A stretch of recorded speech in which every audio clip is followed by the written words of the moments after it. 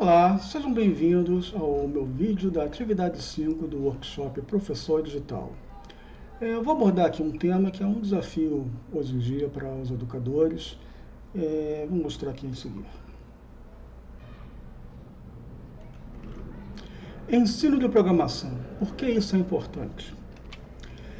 O desafio hoje em dia é como educar os nossos alunos para um futuro desconhecido.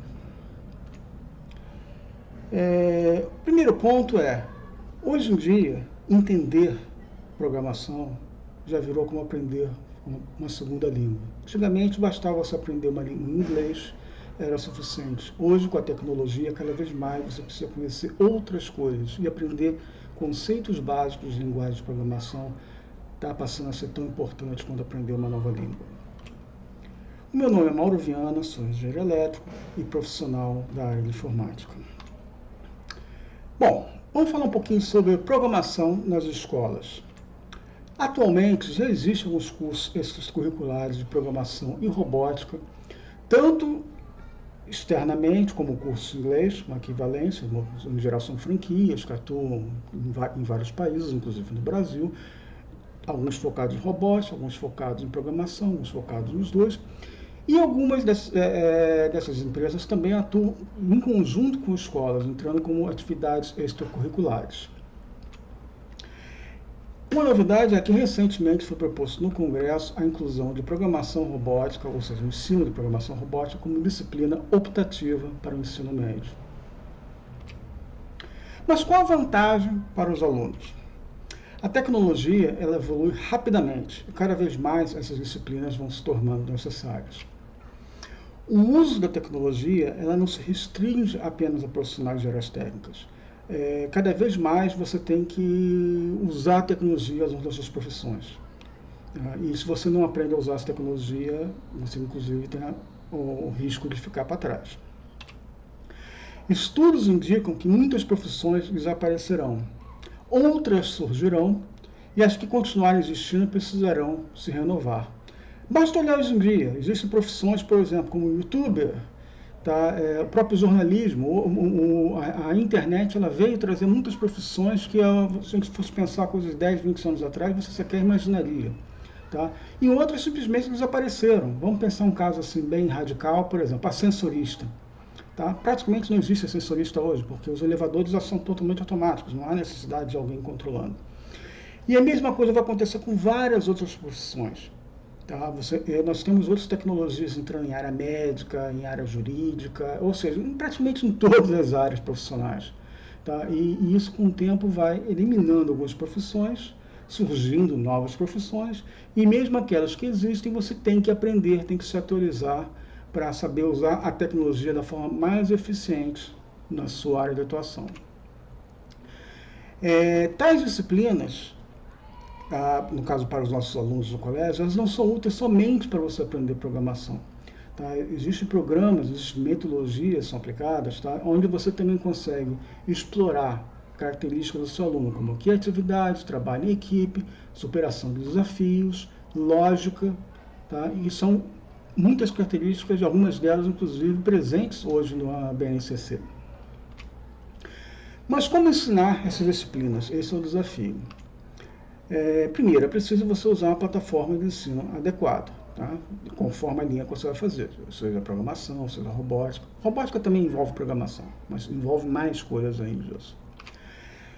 Aprender os conceitos básicos dessa ferramenta, isso é importante, você não precisa ser especialista nessa ferramenta. Tá? Adotar uma metodologia de como usar essa plataforma, como eu vou organizar os meus alunos a usarem, como é que eu vou passar os trabalhos dos meus alunos, como é que eu vou avaliar esses trabalhos. E uma coisa importante, é possível aprender com a curiosidade dos alunos.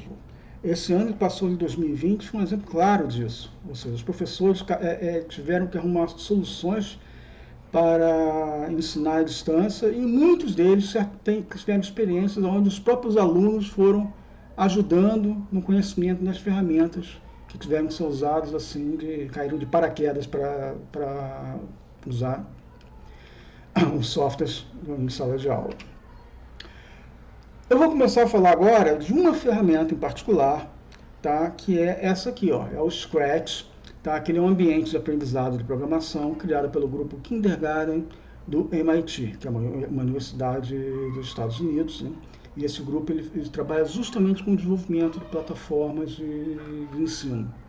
Tá? Scratch em inglês significa arranhar, e é o nome desse gatinho, que é a mascote do software que a gente utiliza. Mas o que é o Scratch? O que pode ser feito com ele? Com ele você pode criar jogos, você pode criar animações, você pode criar histórias. Essa tela que a gente está apresentando aqui, por exemplo, eu estou mostrando o recurso de exploração, que é um site, o Scratch está naquele site ali, que é o scratch.meet.edu.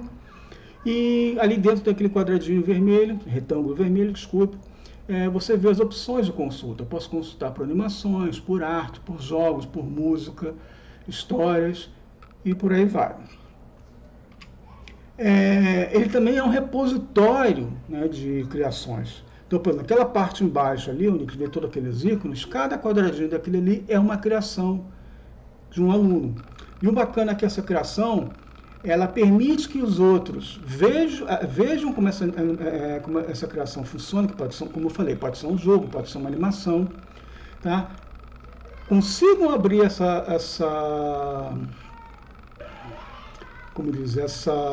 criação, ver o seu código, ver as imagens, inclusive você pode aproveitar essa criação para você fazer uma sua, tá? Seja no seu todo ou em parte. Tá? Ou seja, basicamente é o conceito de código aberto. Tá? Todas as criações são feitas, elas são abertas para outras pessoas consultarem. Quando você abre uma criação, você vai ver uma tela como essa daqui. Ou seja, o Scratch também funciona como uma rede social, tá, gente? Porque se você for ver o Scratch dentro daquele retângulozinho vermelho, você vê que você tem uns íconezinhos ali. Então, por exemplo, eu gostei dessa criação, eu vou clicar no coraçãozinho. Tá? O autor dessa criação botou umas instruções ali à direita. Existe uma outra parte mais embaixo, que não está aparecendo até no momento, que seria a parte de créditos. Imagine que você fez uma criação, você criou um joguinho, como esse caso aqui, um joguinho do Ratatouille. Alguém foi lá, pegou o seu joguinho do Ratatouille e melhorou aquele joguinho. A pessoa que fez vai botar o crédito ao criador original, para indicar, olha, eu comecei a usar o trabalho, ou usei um pedaço do código daquele outro criador. Tá? Descendo naquela tela, a gente vê uma outra parte aqui, onde você vê que tem comentários, né, sobre aquela criação. E aqui à direita é possível ver ali, existem outras criações com o mesmo ícone aqui, Ratatouille, né, chamada aqui de remisturas. O que é remistura ou remix em inglês? É quando você justamente pega uma criação de outra pessoa e você faz uma outra criação com base naquela, ou uma melhoria, ou uma adaptação, tá? E aí você vai referenciando, obviamente, o autor original, e você cria esse remix. Então, de certa forma, ele também funciona como uma rede social de criadores. Bom, vamos mostrar aqui o Scratch agora, só para a gente ver mais ou menos como é que é a cara dele. Só um momentinho.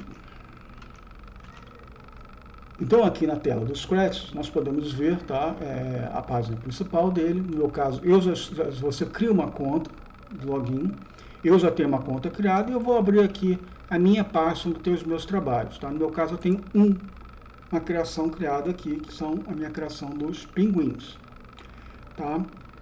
A mesma forma como eu estou abrindo a minha criação, eu poderia abrir uma criação de outro criador qualquer. No caso, eu estou abrindo a minha porque eu quero mostrar o código, uma parte do código para vocês entenderem como é que é feito. Então, se eu for abrir o meu pinguim, o que acontece? Ele abriu aqui, tá? E o que esse meu pinguim faz? Se eu clicar nessa bandeirinha, eu começo a rodar o programa, tá? Então, eu tenho 3 pinguins ali, que eles ficam andando na tela, tocam uma musiquinha, um deles fica piando, tá? Etc. Um botãozinho vermelho, ele para. Vamos dar uma olhadinha como é que isso foi feito. Só para a gente ter uma ideia da estrutura do Scratch. A estrutura do Scratch ela é muito interessante. Você pode não olhar ele como um ambiente de programação. Pensa como se estivesse bolando uma peça de teatro. Então, no teatro, o que você tem? Você vai ter aqui à direita, né? Você vai ter o cenário, tá? No meu caso aqui eu peguei um cenário que é esse cenário aqui de gelo, né? O meu pinguim, tá? Você vai ter aqui os atores, tá? No meu caso eu tenho 3 atores. Quando eu criei isso aqui, eu criei um ator só. Tá? Aí depois, para o pinguim não ficar sozinho, eu copiei aquele pinguim para os outros 2. E aqui você faz um programa para você fazer o pinguim ficar andando de lá para cá na tela. Então, meu pinguim, o que ele faz aqui? Ó? Quando eu clicar na bandeirinha verde, tá? Ele vai... aqui eu digo para ele que ele só anda da esquerda para a direita, ele vai ficar eternamente ali, vai andar um pouquinho, vai mudar a fantasia dele. A fantasia, o que é? A fantasia, ele tem várias fantasias, ó. Por isso que ele tem animação, que ele parece estar andando. À medida que eu vou mudando a fantasia, ele vai fazendo o movimento do pinguim andando, né? Se ele encontrar uma borda, tá? Aí ele volta. E pronto, acabou. Aí ele fica só fazendo isso, os pinguins ficam andando para lá e para cá. Você vê, uma coisa simples, tá? Com os conceitos básicos. Ou seja, fazendo novamente a analogia com a peça de teatro. Eu tenho o cenário, que é meu plano de fundo, eu tenho os meus atores, e aqui eu tenho o script, né? O que cada ator tem que fazer nessa minha peça. No meu caso, eu só ando para lá e para cá. Ok? Então, voltando aqui à nossa apresentação.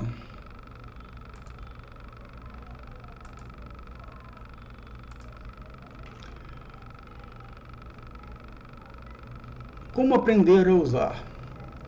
Tá? Tem várias alternativas. Eu esqueci de mencionar, o Scratch é uma ferramenta gratuita, né? Então qualquer um pode pegar, pode usar. Tá? Convém você ver a questão de licença de uso, se for usar para alguma instituição, por exemplo. Tá? Mas assim, está livre na internet para você pegar e usar à vontade. Você pode usar da seguinte forma. Opção 1, por conta própria. Eu vou no site do Scratch, eu vou explorar. Tem vários vídeos tutoriais sobre o Scratch, então você pode ver esses vídeos e aprender como é que usa. Você pode pesquisar as criações compartilhadas, ver como é que elas foram feitas. A filosofia por trás do Scratch é justamente essa. É compartilhamento de conhecimento, né, de como as coisas são feitas. E a opção 2 seria usar alguma mentoria, né? Ou seja, uma mentoria que pudesse fazer o aprendizado da ferramenta, métodos de ensino e organização, como você explorar a criatividade, lógica, trabalho em equipe e por aí vai. E aí questões, pesquisar questões de cursos, mentorias que existem disponíveis. Bom, pessoal, o que eu queria mostrar era isso aí, e lembrando que toda caminhada, a frase do nosso amigo Buda aqui, toda grande caminhada começa com um simples passo. Né? Então, para quem tem interesse em começar a explorar esse recurso de ensinar programação em sala de aula, essa ferramenta é uma ferramenta que ela é interessante. Obrigado a vocês, tem aí meu contato. Até mais.